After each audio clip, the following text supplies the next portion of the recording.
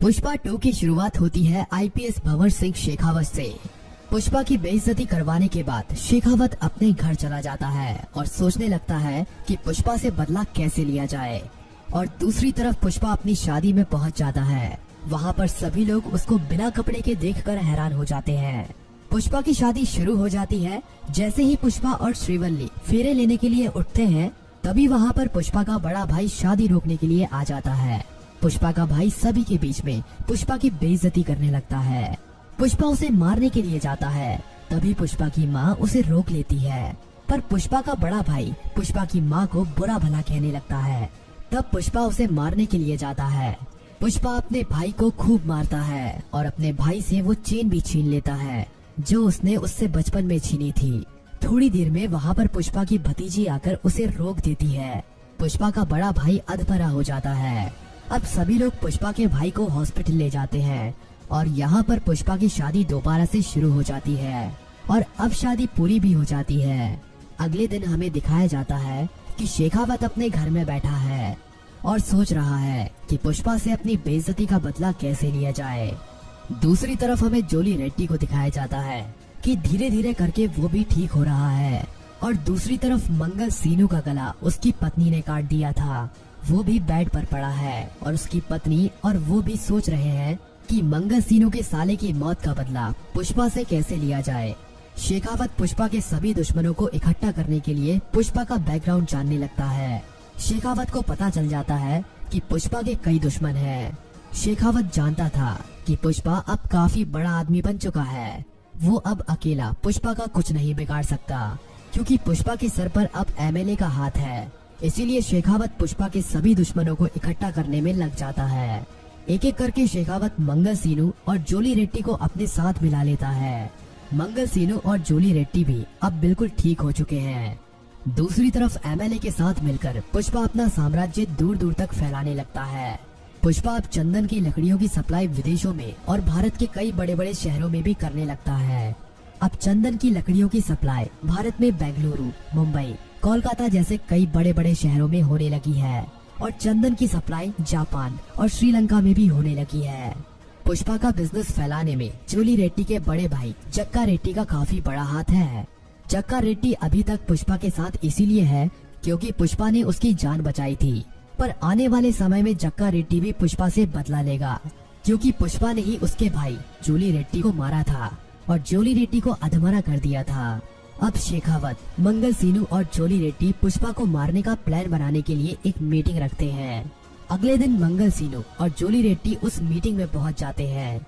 शेखावत इन्हें कहता है कि हमें सिर्फ पुष्पा को मारना नहीं है, पहले पुष्पा को तड़पाना है और एक एक करके उसके सभी चाहने वाले उससे छीनने हैं। तब हमें आखिरी में जाकर पुष्पा को मारना है। शेखावत की इस बात से मंगल सीनू और जोली रेड्डी सहमत होते हैं।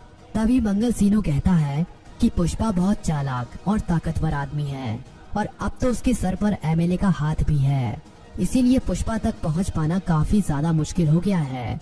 पर शेखावत कहता है कि अगर तुम दोनों मेरा साथ दो तो हम तीनों मिलकर पुष्पा को कुत्ते की मौत मारेंगे, पर हमें पुष्पा को मारने के लिए एक जबरदस्त प्लान तैयार करना पड़ेगा।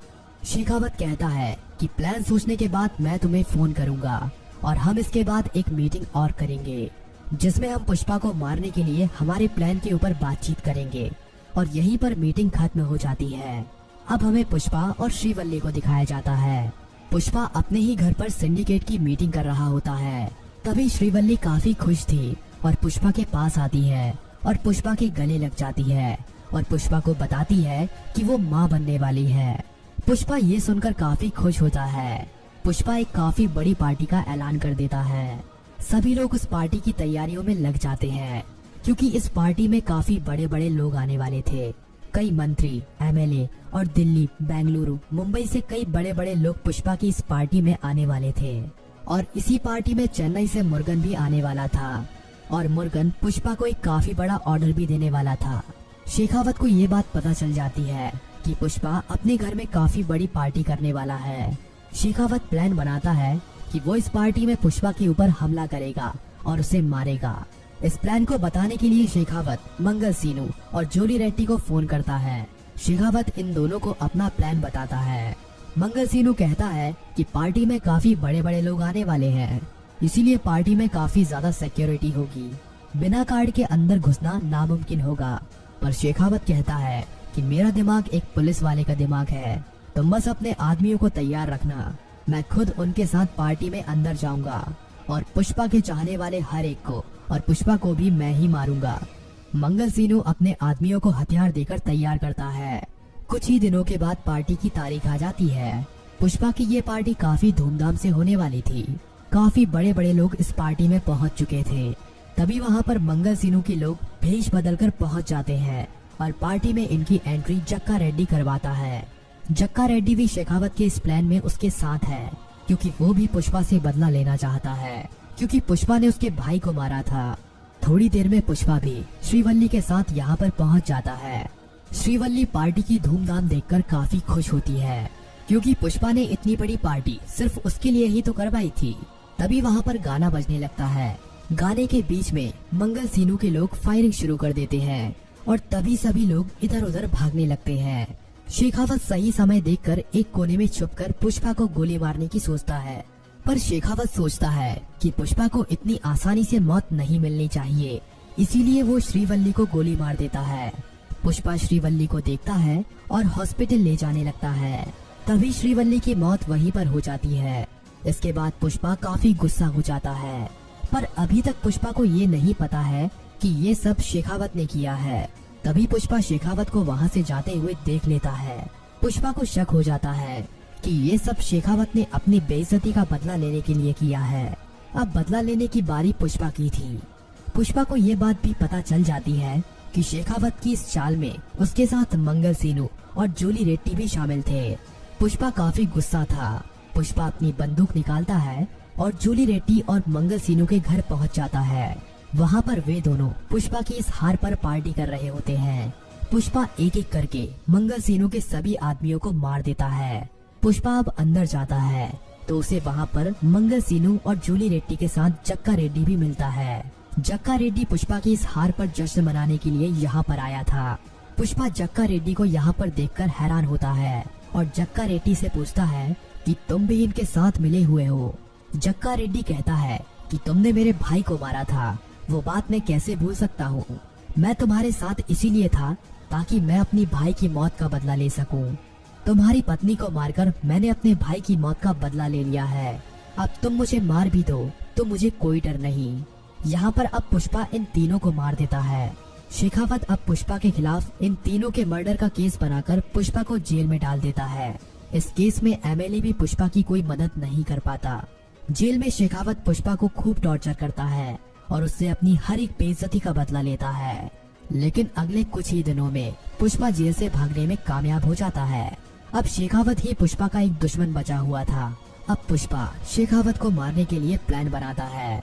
शेखावत पुष्पा के सभी आदमियों को और एमएलए को भी अपनी तरफ कर लेता है।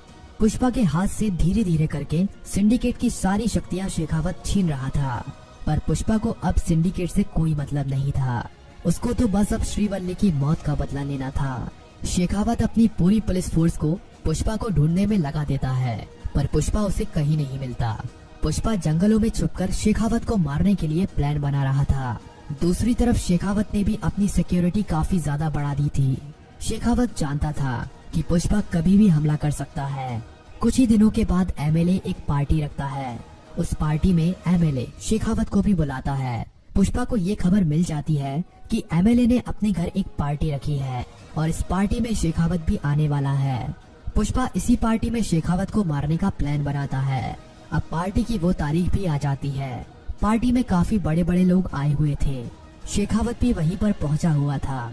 पुष्पा एक हलवाई का भेष ओढ़कर पार्टी में पहुंचा हुआ था। पार्टी में शेखावत भी काफी डरा हुआ था। उसे लग रहा था कि पुष्पा यहीं कहीं है और कभी भी हमला कर सकता है। पुष्पा सही मौका देखकर शेखावत पर बंदूक तान देता है। पुष्पा पहले एमएलए को मारता है, फिर वहाँ पर शेखावत के लोग पुष्पा पर फायरिंग कर देते हैं। इन सबके बीच में पुष्पा को भी गोली लग जाती है, पर आखिरी में पुष्पा शेखावत को मार देता है और मूवी यहीं पर खत्म हो जाती है। अभी हमें इस बात को क्लियर नहीं दिखाया गया है कि पुष्पा मर गया है या नहीं, पर उसे गोली लगी है। हो सकता है कि पुष्पा के बारे में हमें इसके नेक्स्ट पार्ट में दिखाया जाए। इसके लिए अभी हमें थोड़ा इंतजार करना पड़ेगा।